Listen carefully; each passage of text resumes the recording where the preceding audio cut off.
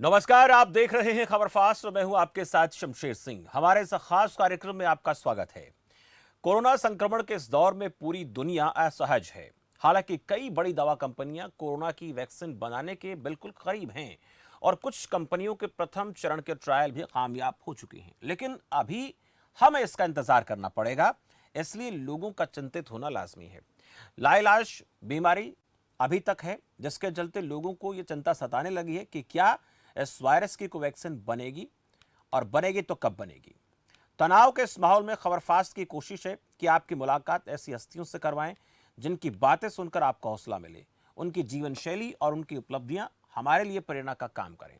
आज इसी कड़ी में हम आपकी मुलाकात करवाएंगे एक ऐसे बलवान से जिनका नाम भी बलवान है और काम भी बलवान है, जो दूसरों के लिए एक प्रेरणा है। जी हाँ, हम बात कर रहे हैं general secretary throwball association Haryana, जिनके सेक्रेटरी हैं Balwan Singh. Haryana junior volleyball team के कोच हैं, जिनके सानिध्य में हरियाणा की टीम 4 बार गोल्ड मेडल जीत चुकी है।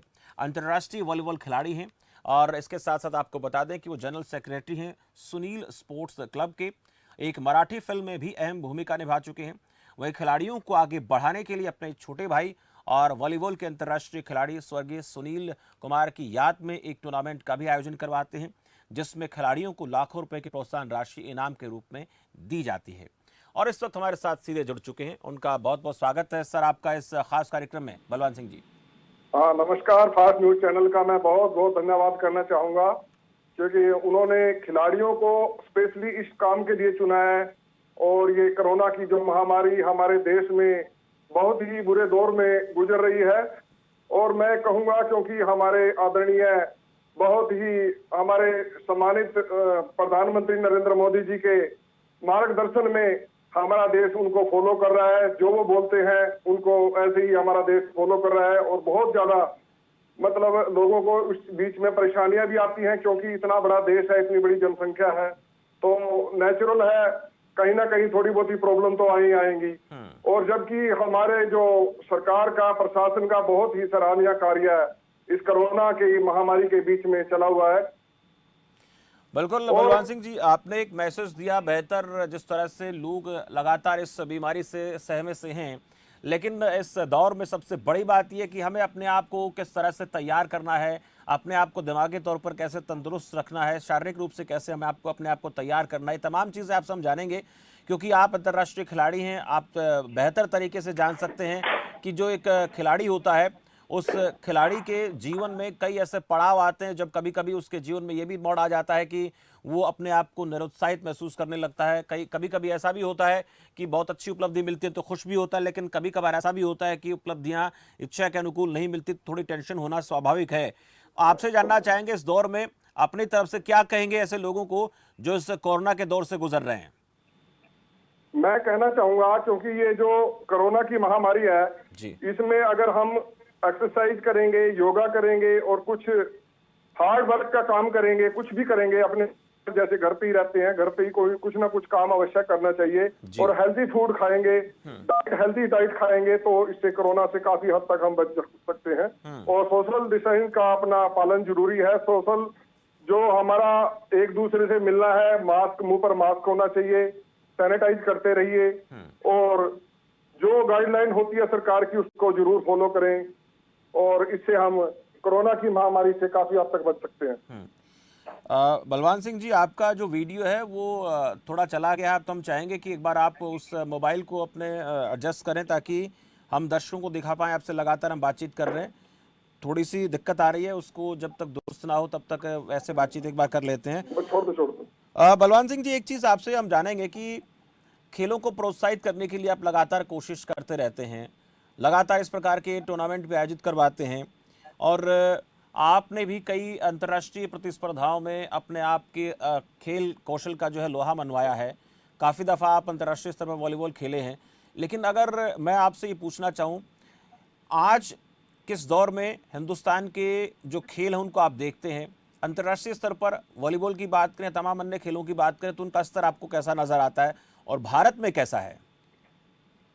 देखिए, मैं जो ये स्पोर्ट्स में वॉलीबॉल के ऊपर बात करूंगा, तो मैं वॉलीबॉल का स्तर जो हमारा हिंदुस्तान का होना चाहिए उस लेवल का नहीं है। क्योंकि अगर हमारी टीम कभी भी ओलंपिक में पार्टिसिपेट करे, एक उसकी प्लानिंग तैयार होनी चाहिए। और उसकी प्लानिंग के लिए जैसे बेंगलोर में एक्सीलेंसी है, ऐसे ऐसे एक्सीलेंसी सेंटर होने चाहिए। जैसे पटियाला में हो सकता है, नॉर्थ में, ईस्ट में, वेस्ट में कम से कम 4 एक्सीलेंसी सेंटर जरूरी है वॉलीबॉल के लिए।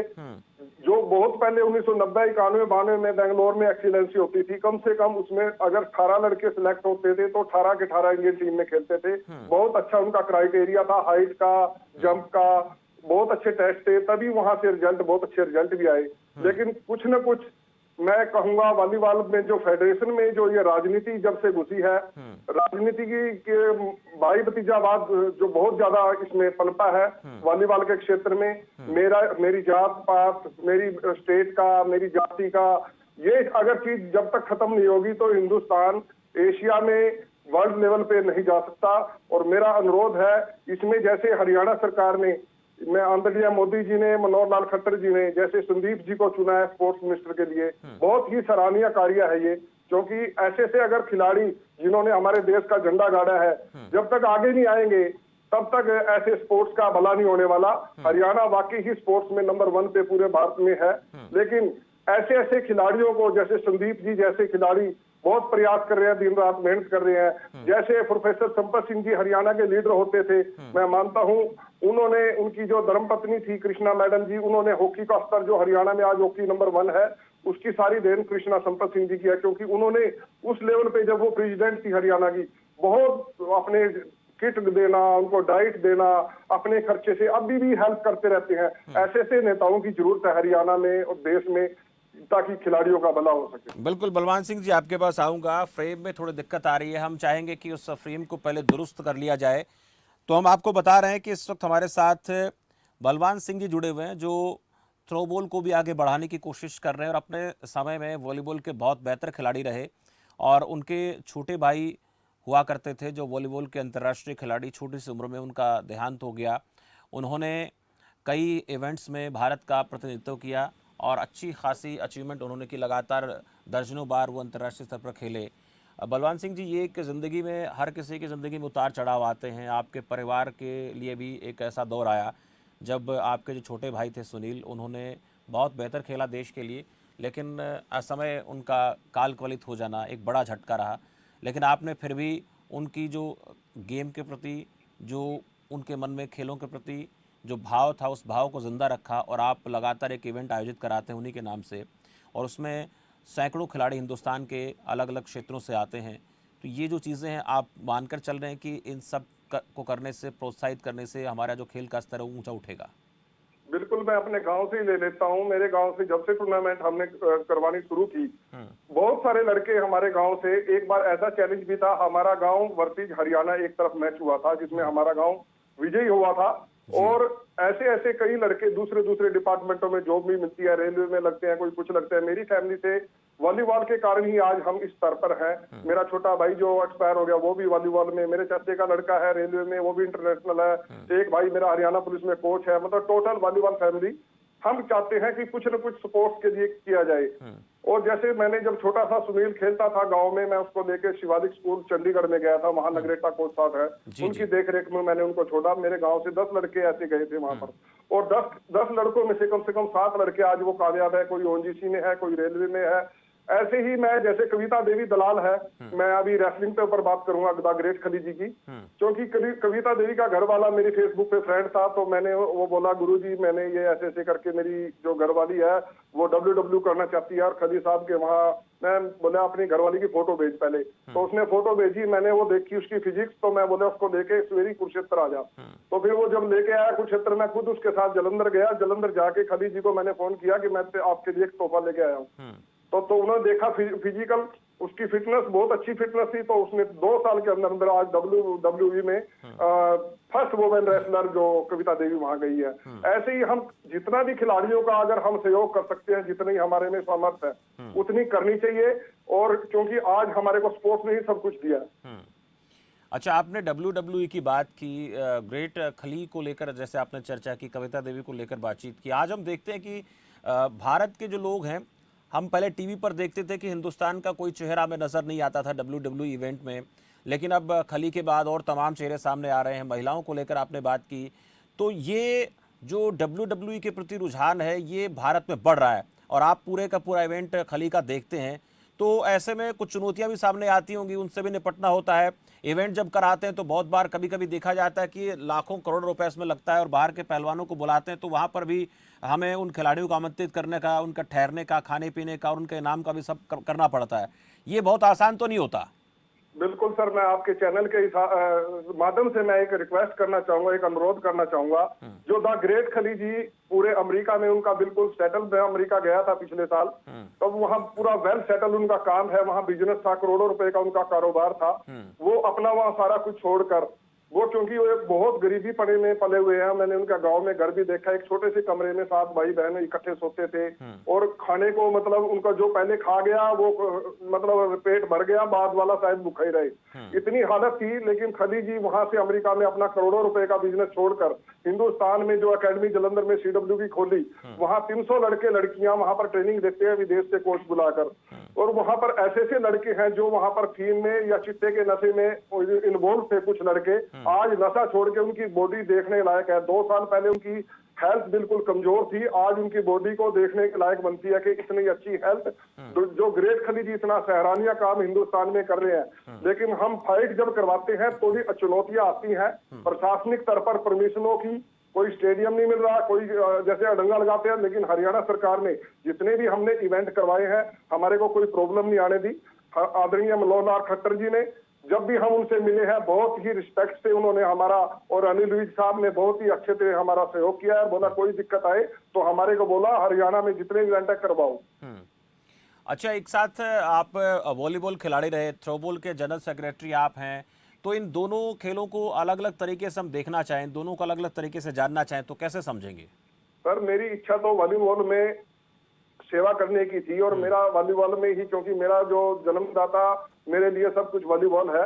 लेकिन क्या है वॉलीबॉल की, मैं बता रहा हूँ पिछले कई साल दशक से एक राजनीतिक तौर पर या किसी का प्रशासनिक तौर पर कब्जा हो जाता है फेडरेशनों पे, वहां पर एंट्री मिलना बहुत मुश्किल लगी। तो मैंने कोई ना कोई गेम में कहीं ना कहीं तो सहयोग या कहीं ना कहीं तो सेवा करने का मुझे भी लगा कि, तो मेरे को थ्रो बॉल में रमन्ना सर हैं साउथ से, उन्होंने मेरे को ऑफर किया कि आप इस गेम में आइए, हमने आपके बारे में सुना है और आपको हम अगर हरियाणा का सेक्रेटरी बना दें तो हम अपने आप को बहुत सौभाग्यशाली समझेंगे। तो मैंने उनके साथ मिला, मीटिंग की, बहुत अच्छा लगा। तो मेरे को खेलो मास्टर का भी जनरल सेक्रेटरी बना रहे हैं जी। मैंने अभी नेशनल के अंदर खेलो मास्टर में टीम भेजी थी हरियाणा की, पहली बार गोल्ड मेडल आया लड़कियों में भी और लड़कों में भी। तो मैंने ही वो टीम अभी पिछले साल नोएडा में लेके गए थे टीम को। और खेलो मास्टर में भी हम जैसे 40 साल से 50 साल से एज के बाद जो होते हैं उनके लिए वो नेशनल होती है।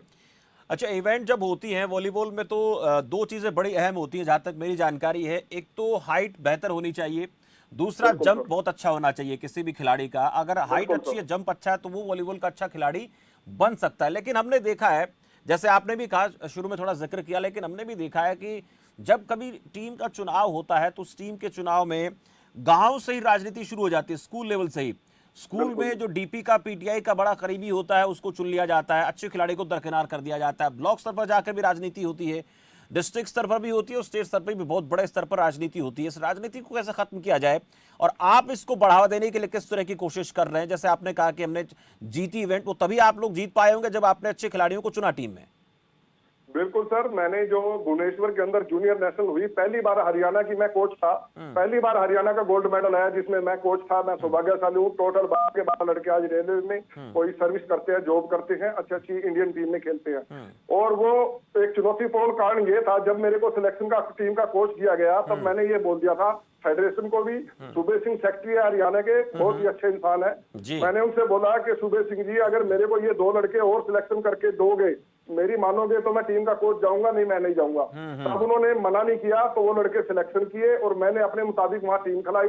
तो गोल्ड मेडल हरियाणा का जो आया, पहली बार सीनियर में आया लेकिन जूनियर में मेरे होते हुए पहली बार गोल्ड मेडल आया था भुवनेश्वर के अंदर। ऐसे ही मैं काइट यूनिवर्सिटी कुरुक्षेत्र में है जो ये अपने NIT यूनिवर्सिटी, उसकी भी मेरे को 3 महीने के लिए कोचिंग लड़कियों की मैंने ऑलरेडी, हमें पहली बार फर्स्ट टाइम उनका भी गोल्ड मेडल मैंने मेहनत करके, जैसे भी वैसे मेहनत तो खिलाड़ियों की होती है लेकिन अपना तो कोच का तो ये होता है कि मैनेज करना होता है, मैनेज करना बहुत बड़ी बात होती है और 12 खिलाड़ियों में से 6 का चुनाव करना आसान नहीं होता। हम जब 12 खिलाड़ी चुनते हैं वॉलीबॉल की टीम में, तो उन 12 में से ये मानकर चलें कि सारे के सारे अच्छे खिलाड़ी हैं, लेकिन कौन सा खिलाड़ी किस वक्त अच्छी परफॉर्मेंस दे दे या ये कहना बहुत मुश्किल है। कभी कभी हमने बहुत अच्छे खिलाड़ी को, जो स्मैशर होता है या फिर जो ब्लॉकर होता है, तो उन लोगों को हमने देखा है कि कई बार वो भी निराश हो जाते हैं, हार मान लेते हैं, और उस दौरान एक ऐसा खिलाड़ी जो है वो परफॉर्मेंस दे जाता है जिसके बारे में हमें बहुत ज्यादा उम्मीद नहीं होती है। ये चीज मैंने नगरेटा कोच साहब हैं हिमाचल के, दर्जनों खिलाड़ी उन्होंने इंटरनेशनल निकाले हैं। नगरेटा कोच साहब की जो आप बात कर रहे हैं, मैंने भी बहुत साल पहले की बात है, किसी गांव में टूर्नामेंट हो रही थी और उस वक्त वो जो है हॉस्टल में, मेरे ख्याल में कुरुक्षेत्र या साई हॉस्टल भिवानी में कोच हुआ करते थे। भिवानी में कोच हुआ करते थे, और तब मैंने देखा था उनको, और वो इवेंट में जब जाते थे तो पूरी प्रॉपर टीम तैयार होकर जाती थी, और कई उनकी टीम को मैंने कभी हारते नहीं देखा।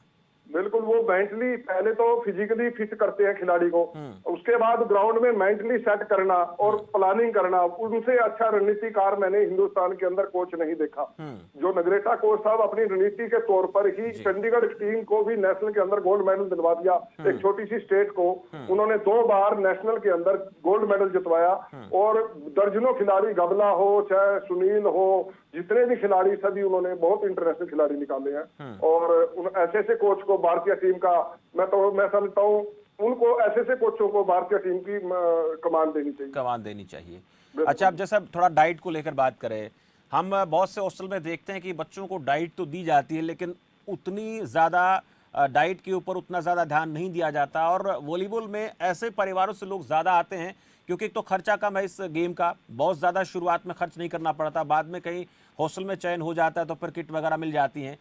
तो ऐसे में डाइट और उनके किट के साथ इंतजाम को लेकर एक खिलाड़ी को बड़ी दिक्कतें आती हैं, तो उनके लिए क्या इंतजाम होने चाहिए? ग्रामीण स्तर पर, ब्लॉक स्तर पर क्या होना चाहिए आपके हिसाब से? मैं मानता हूं जो स्टेट लेवल से या स्कूल लेवल से खिलाड़ियों को, जैसे अभी संदीप जी ने किया है कि सभी कोचों को, जो कोच अपनी 2 घंटे की टाइम होता है, आधा घंटा लगाई भाग जाते थे, बहुत सारे कोचों को उन्होंने पनिशमेंट दी है। और ऐसे ऐसे वहां पर उनका सर्टिफिकेट लेवल पे उनका वहां पर डाइट का, जो ग्राउंड पे पहले विंग होता था, वहीं ग्राउंड पे ही डाइट का सुविधा होना चाहिए खिलाड़ी को। अगर पैसे खाते में डालेंगे हम, तो पैसे उनके घर वाले यूज कर लेते हैं। कोई बिजली का बिल भर लेता है, कोई अपने घर में सामान ले आता है, बेटे अगली बार कर लेना, इस बार तो मेरे को दे दे। तो वो पैसे खिलाड़ी नहीं खा सकता, ना यूज कर सकता। इसलिए डाइट का प्रबंध वहीं ग्राउंड पे एकेडमी और नर्सरियां बना के, ये सबसे बेस्ट तरीका है। क्योंकि हमने जो देखा है, पीछे रिजल्ट आया है, एक्सीलेंसी हो बेंगलोर की, या कोई नर्सरी हो या हॉस्टल हो, वहां से ज्यादा रिजल्ट आता है। साई हॉस्टल जितने भी हैं, आज से 10 साल पहले साई हॉस्टलों का आप रिकॉर्ड उठाओगे तो बहुत अच्छा रिजल्ट आता था। जितने भी पहलवान या बॉक्सर, भिवानी साई हॉस्टल में मैं रहा हूँ 3 साल, मैं पंजाब पुलिस में भी रहा हूँ, वहीं से ही मेरी ग्रेट खली जी से दोस्ती हुई थी। जब साई हॉस्टल भिवानी में 1990 में हम थे, तो वहां पर एक वॉलीबॉल का नहीं कह सकते, लेकिन बॉक्सिंग का वहाँ एक, और रेसलिंग का बहुत महाकुंभ था। और दर्जनों खिलाड़ी वहां से, अर्जुन अवार्डी, कैप्टन हवा सिंह होते थे, जो बिल्कुल ही, जिन्होंने अपने 2 बार एशिया में गोल्ड मेडल आया, उसके बाद अपने ग्लव्स फेंक ही दिए जब वहां पर उनको राजनीतिक तौर पर ओलंपिक में खेलने नहीं दिया गया। तो मैं ये कहता हूँ, ये राजनीति जब तक देश से खत्म नहीं होगी, और मैं नहीं मानता कि अपना देश अमेरिका के मुकाबले या चाइना के मुकाबले आ सकता है, लेकिन ऐसे ऐसे निर्णय अगर भारत सरकार लेगी, जैसे संदीप जी बनाए हैं खेल मंत्री, क्योंकि ये खिलाड़ियों की पीड़ा समझते हैं, इनको खिलाड़ियों का ग्राउंड लेवल का पता है, तो मुझे लगता है आने वाले टाइम में सुधार होने की संभावना है।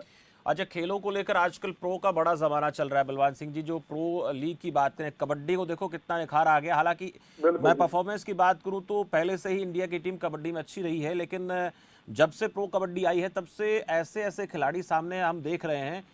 वही बात वॉलीबॉल की बात करें, वही कबड्डी की बात करें, क्योंकि खर्च इसमें भी बहुत ज़्यादा नहीं होता, खर्च वॉलीबॉल में नहीं होता।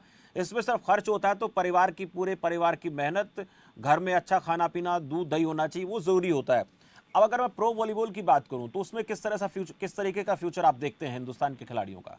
प्रो वॉलीबॉल में जैसे अपना गेम, ये मैं पुराना तो नहीं कहता, 8-10 साल से लगातार ये मतलब चालू है। आगे ओलंपिक्स में भी या एशिया में भी इसकी पार्टिसिपेट के लिए मतलब है, लेकिन इसके लिए मैं भविष्य में ये सोचता हूँ, अगर प्रॉपर उनके कोचिंग कैंप लगाए जाए नेशनल खेलने से पहले, कम से कम 1-2 महीने का। नहीं, प्रोफेशनल वॉलीबॉल की जैसे बात कर रहा हूँ, प्रोफेशनल वॉलीबॉल में अगर राजनीति नहीं करें तो ये बहुत अच्छा काम है। इससे खिलाड़ियों को, हर स्टेट के खिलाड़ियों को मौका मिलता है। अगर इसमें मैं ये नहीं कहता कि अगर किसी ने टीम खरीद ली हो, वो अपने मुताबिक 6 लड़के खेलने वाले लेके, और जो 6 लड़के बाहर भेजते हैं उनमें राजनीति नहीं होनी चाहिए। वो 6 के 6 लड़के भी ईमानदारी से सिलेक्ट होने चाहिए। भाई हाँ, अगर ये 6 लड़के लेके बाद में 6 बाजुती जाबाज पे चले जाते हैं, तब वो रिजल्ट, इसीलिए हमारा स्पोर्ट्स में डाउन होता है। अगर 6 लड़के अंदर खेलने वाले, एक्स्ट्रा वाले 6 भी अच्छे होने चाहिए, ताकि किसी को अंदर से चेंज करना पड़े तो अच्छा खिलाड़ी चेंज करे तो रिजल्ट अच्छा है। ये बहुत जरूरी है। अच्छा, प्रोफेशनल जैसे कबड्डी है, आजकल प्रोफेशनल कबड्डी में बहुत अच्छे अच्छे खिलाड़ी हैं। प्रो कबड्डी लीग जो चल रही है हिंदुस्तान में, उसमें बहुत खिलाड़ी निखर कर सामने आए। और उसके साथ साथ क्रिकेट में भी देख लेते हैं, तमाम तरह के देशों के साथ मुकाबला होता है। तो क्या इस लीग की शुरुआत को लेकर कुछ पहल हो रही है भारत सरकार की तरफ से, या किसी जो कंपनियां हैं जो इन चीज़ों को आगे बढ़ाती हैं उनकी तरफ से आपका संपर्क किसी के साथ हो पा रहा है इस बात को लेकर, या आप खुद प्रयासरत हैं? बिल्कुल बिल्कुल, ये बहुत ही सराहनीय कार्य है। जो भी कंपनियां खिलाड़ियों के लिए ये इवेंट करवा रही है, प्रो जो गेम करवा रही है, इससे बहुत अच्छा रिजल्ट आ रहा है, परफॉर्मेंस आ रही है, हमारे देश का नाम हो रहा है, बाहर के खिलाड़ी हमारे क्लबों में खेलते हैं। बहुत ही अच्छी पहल है, बहुत ही सराहनीय कार्य है, ये सरकार का बहुत अच्छा निर्णय है, मैं इसका समर्थन करता हूँ। लेकिन इसमें बिल्कुल निष्पक्ष चुनाव होना चाहिए, निष्पक्ष खिलाड़ी होने चाहिए, जो अच्छे खिलाड़ी हैं उनको सिलेक्ट करो।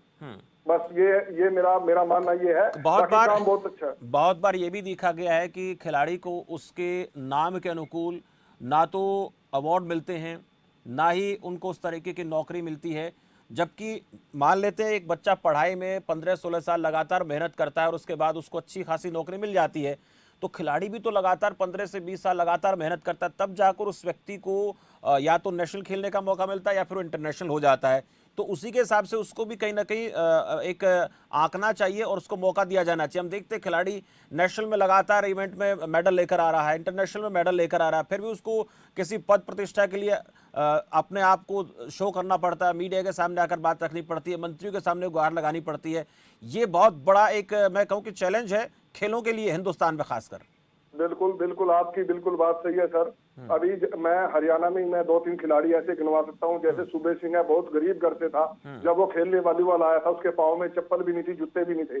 भिवानी के अंदर वहाँ गुड़गांव में आया, वो जूनियर नेशनल खेला, उसके बाद HSIDC में जॉब लगी। मैं देखो इसकी सराहना अभय सिंह चौटाला जी को भी देता हूँ, क्योंकि उन्होंने अपने टाइम में, मैं किसी भी राजनीतिक पार्टी का नहीं हूँ, किसी भी राजनीतिक पार्टी की फेवर नहीं करता, जिसने स्पोर्ट्स के लिए अच्छा काम किया मैं उसको सलूट करूंगा, क्योंकि उन्होंने अपने टाइम में HSIDC में वॉलीबॉल की टीम खड़ी करी और एक प्राइवेट डिपार्टमेंट के अंदर वहां पर बहुत अच्छा रिजल्ट। आज वो हरियाणा की टीम 20 साल से लगातार मेडल लेके आ रही है। वहीं पर सुबह सिंह सिलेक्ट हुआ था, आज तक उनको अर्जुन अवार्ड नहीं मिल सका, जबकि उसकी परफॉर्मेंस साउथ वाले लड़का जिसको अर्जुन अवार्ड मिला उसकी परफॉर्मेंस से बहुत कम है। उसको कईयों ने बोला भी आपके कोर्ट में केस कर दो, आपको क्यों नहीं दिया, जबकि लेकिन वो इतना साधारण और शरीफ आदमी है, कोई बात नहीं, नहीं मिला कोई बात नहीं। लेकिन ये चीज यहाँ पर हौसला डाउन होता है खिलाड़ियों का। ऐसे ऐसे खिलाड़ियों को दरकिनार नहीं करना चाहिए, जिसका जिसका जो हक बनता है उसको मिलना चाहिए। ये बहुत बड़ी चुनौती है, इससे निपटना बहुत आसान काम नहीं, क्योंकि जिस तरह से राजनीति अगर खेलों पर अक्सर रहती हावी, उसमें हम बिल्कुल नकार नहीं सकते हैं। कुछ कोशिशें किसी व्यक्ति की तरफ से की जाती रही हैं, लेकिन उसके बाद भी जो स्तर है वो उतना ऊंचा नहीं उठ पाता है, क्योंकि जब किसी भी खेल में या किसी भी चीज़ में राजनीति आ जाती है तो बहुत दिक्कत होती है। अब एक थोड़ा सा जिक्र मैं करूँगा खिलाड़ियों की पढ़ाई लिखाई को लेकर। एक मैं कहूँ कि जो खिलाड़ी होते हैं उनको पढ़ने का उतना मौका नहीं मिल पाता है, रेगुलर क्लासेस वो नहीं कर पाते हैं, या तो पढ़ पाते हैं या फिर वो खेल पाते हैं। लेकिन आज के दौर में पढ़ाई भी बहुत ज़रूरी है। अब उसके लिए क्या विकल्प हो सकते हैं, क्योंकि रेगुलर स्कूल में जाकर, रेगुलर कॉलेज में जाकर या किसी भी जगह जाकर पढ़ाई करना, सुबह 3 घंटे प्रैक्टिस, शाम को 3 घंटे प्रैक्टिस, बीच में सोने के लिए भी उसको वक्त चाहिए, रेस्ट चाहिए, वो कैसे मैनेज होना चाहिए? मेरा सर मानना ये है, अगर हम स्टेट वाइज नहीं तो कम से कम 4 जोन है हमारे, ईस्ट वेस्ट नॉर्थ, जितने भी जो वहां पर एक एक्सीलेंसी बोर्ड बना दें। हर गेम, जैसे हमारा हरियाणा में रेसलिंग का, वॉलीबॉल का है, तो यहाँ रेसलिंग वॉलीबॉल की एक वो दे दो, एक्सीलेंसी बना दो। वहां पर एक क्राइटेरिया रख दो, खिलाड़ी की इतनी हाइट होनी चाहिए, इतना जंप होना चाहिए, ये अगर टेस्ट पास करेगा तो सिलेक्ट होगा, नहीं तो सिलेक्ट नहीं होगा। यहाँ पर कम से कम 25-30 लड़के लड़कियां की यहाँ एक एक्सीलेंसी होनी चाहिए। वहीं पर उनका एक फिक्स स्कूल भी होना चाहिए, कॉलेज है तो कॉलेज फिक्स होना चाहिए। आप इस कॉलेज में जाओगे तो वहां पर एक कोच की ड्यूटी बनती है कि अपने लड़कों को चेक भी करे, कि ताकि वो गेम के बाद आवारा ना फिरे, बाहर ना फिरे, घूम ना सके। ताकि वो प्रॉपर रेस्ट भी करें और ताकि स्कूल में भी जाए। सबसे बेस्ट ये है, जो अच्छे स्कूल हैं, जैसे शिवालिक स्कूल चंडीगढ़ में है सर, वहां पर क्या था, वहीं के अंदर ही एकेडमी थी और अंदर ही स्कूल था, तो वहां पर ना तो पढ़ाई के टाइम में कोई दिक्कत नहीं आई। संदीप जी जो खेल मंत्री है, ये भी वही शिवालिक स्कूल से, सरदार सिंह है वो भी शिवालिक स्कूल से, सुनील कुमार था वो भी शिवालिक स्कूल से, गबला है, कम से कम दर्जनों खिलाड़ी तो हॉकी में और दर्जनों खिलाड़ी वॉलीबॉल में शिवालिक स्कूल ने दिए हैं। शिवालिक स्कूल मोहाली के अंदर है, उनका जो बेदी जी है, उनके जो जिनका स्कूल है वो, उनका एक सिस्टम है कि वहीं पर पढ़ो और वहीं पर खेलो और वहीं पर खाना, सब कुछ वही है। संडे को छुट्टी करते हैं, संडे में चलो लड़के इधर उधर चले जाए कोई बात नहीं, प्रॉपर वहां पर डिसिप्लिन मैनेज भी होता है और डाइट का भी प्रबंध होता है। तो मेरा मानना है ये ऐसे एक्सीलेंसी अगर बनाएंगे, ऐसे सेंटर बनाएंगे हम स्पोर्ट्स के गेम के हिसाब से, मान लो बॉक्सिंग भिवानी में है, भिवानी में उसकी वो दे दो, एकेडमी दे दो और वहीं किसी अच्छे स्कूल के साथ अटैच कर दो उसको, तो इससे बहुत अच्छे रिजल्ट आएंगे और पढ़ाई में भी कोई दिक्कत नहीं आएगी। अच्छा, एक और बड़ा अहम मैं देखता हूं कि आज के दौर में कुछ प्राइवेट अकेडमीज जो हैं बहुत ज़्यादा अच्छा कर रही हैं, या तो स्कूल में उन्होंने अपनी अकेडमी शुरू की हुई है, अलग अलग छोटी छोटी जगहों पर प्राइवेट स्कूल हैं और उनका जितना हिसाब किताब बनता है उस हिसाब से खिलाड़ियों को रखते भी हैं और बहुत ज़्यादा खर्च उनसे नहीं लेते, लेकिन उनके परिवार के लोग उतना भी वहन नहीं कर पाते हैं, लेकिन खिलाना ज़रूर चाहते हैं बच्चे को। तो जो ये अकेडमी है गांव में या छोटे छोटे जगहों पर शुरू हुई हैं, इनको लेकर क्या विकल्प हो सकता है ताकि वो खेल भी पाएं, पढ़ भी पाएं और जो प्राइवेट अकेडमी चलाने वाले लोग हैं उनको भी ये ना लगे कि हम अपनी जेब से दे करके सब कर रहे हैं? नहीं, बहुत अच्छा है सर ये, जो जैसे आपने सोनीपत में देख लो, रोहतक में देख लो, हमने हमारे जितने भी रेसलिंग के पहलवान हुए हैं, दिल्ली में जो अखाड़े हैं, वहां पर क्या है कि नॉर्मल सी फीस ली जाती है, वहाँ मेहनत करने का प्रॉपर तरीका है, प्रॉपर डाइट ली जाती है।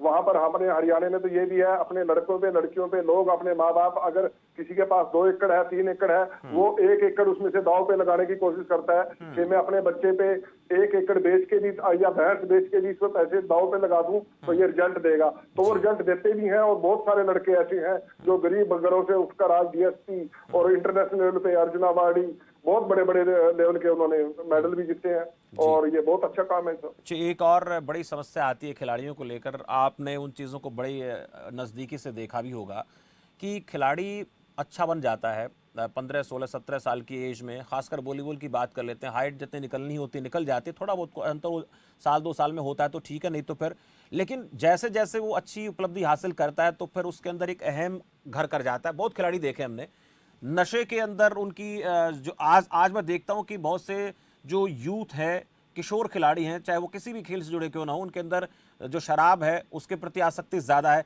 नशा ज़्यादा करते हैं। किसी इवेंट में, किसी ऐसे प्रोग्राम में बहुत हमने देखा है। उससे कैसे हम बचा सकते हैं युवाओं को? उससे मेरा सरकार से अनुरोध है, जितने भी खिलाड़ी है ना, गांव गांव में और नहीं तो डिस्ट्रिक्ट लेवल पर यही स्पोर्ट्स के अगर हम ये एकेडमियां या नर्सरियां बनाएंगे, ज्यादा से ज्यादा यूथ को उसमें जाने का मौका मिलेगा, क्राइम रेट कम होगा, हरियाणा में क्राइम नहीं होगा बिल्कुल भी। जो लड़के आवारा फिरते हैं वो स्पोर्ट्स से जुड़ेंगे, उनकी नौकरियों का भी प्रबंध, जैसे 10% कोटा होता है या 3-5% कोटा होता है, किसी भी डिपार्टमेंट में उनका कोटा निश्चित होना चाहिए, ताकि वो 4 साल अपनी डाइट खा के अपने घर से पैसे खर्च के उसके बाद उसको जॉब ना मिले तो भी दूसरे बच्चे उसको देख के फिर वो खेलना छोड़ देते हैं। तो उसका क्या हुआ, इतने साल उसने अपने गोडे तड़वाए, इतने साल वो वॉलीबॉल खेला, इतने साल वो रेसलिंग खेला। लेकिन अगर हम उसकी नौकरी का प्रबंध करेंगे, जैसा कि सिस्टम अभी पीछे सरकार 5% देती थी, भाई 5% खिलाड़ियों को लेंगे और बाकी जनरल ड्यूटी में जनरल भर्ती देंगे, तो वो एक बहुत अच्छा विकल्प है। तो उसमें एडजस्टमेंट हो जाती है जितने खिलाड़ी होते हैं।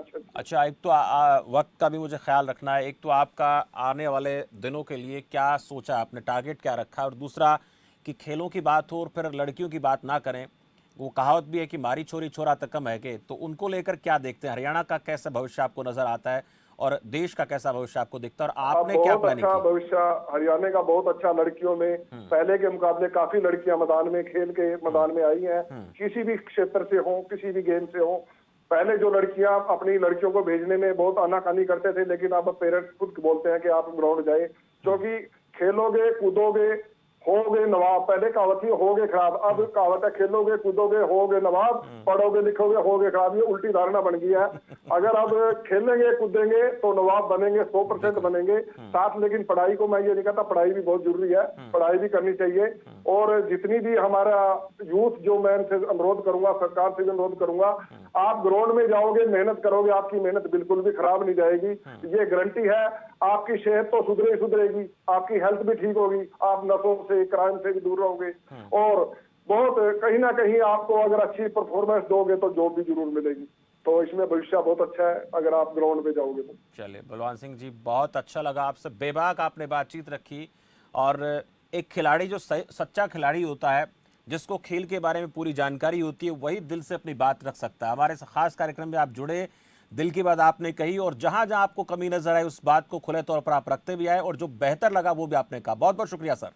धन्यवाद sir, thank you so much. तो बलवान सिंह से आप बात कर रहे थे। बलवान सिंह से हमने समझने की कोशिश की कि खेलों के स्तर को कैसे ऊपर उठाया जा सकता है, चाहे वॉलीबॉल की बात हो, थ्रो बॉल की बात हो, या फिर और अन्य खेलों की बात हो। उस स्तर को ऊपर उठाने के लिए उस खेल के प्रति ईमानदारी होना बहुत जरूरी है। अगर उस खेल के अंदर राजनीति घर कर जाती है, और राजनीति भी अगर ईमानदारी से अगर हो तो दिक्कत नहीं, लेकिन उस राजनीति में अगर बेईमानी आ जाती है तो फिर अच्छे खिलाड़ी जो हैं वो दरकिनार कर दिए जाते हैं। अगर आपने एक टीम चुनी है, वॉलीबॉल की बात मैं कर लेता हूं, उसमें 12 खिलाड़ी हैं, 12 खिलाड़ियों में से अगर आपने एक भी गलत खिलाड़ी का चुनाव कर लिया तो पूरी टीम के लिए घातक हो सकता है। और अगर आपने पूरी टीम बेहतर चुनी है तो आपको चैंपियन बनने से कोई नहीं रोक सकता। ये बलवान सिंह जी के शब्द आपने सुने, और हम उम्मीद करते हैं कि राजनीतिक पार्टियां या राजनीतिक दल या सरकारें इस बात के ऊपर गौर करेंगी, खिलाड़ियों को आगे बढ़ने से नहीं रोकेंगे। और जो छोटे स्तर पर राजनीति शुरू हो जाती है, स्कूल में, कॉलेज में, ब्लॉक लेवल पर, डिस्ट्रिक्ट लेवल पर, स्टेट लेवल पर, उससे हमें ऊपर उठना पड़ेगा। तभी हिंदुस्तान ओलंपिक में अक्सर हम देखते हैं जो सूखा पड़ता है उस सूखे में बाहर आ सकती है। फिलहाल इस खास चर्चा में इतना ही। मुझे दीजिए इजाजत, और आप देखते रहिए खबर फास्ट। नमस्कार।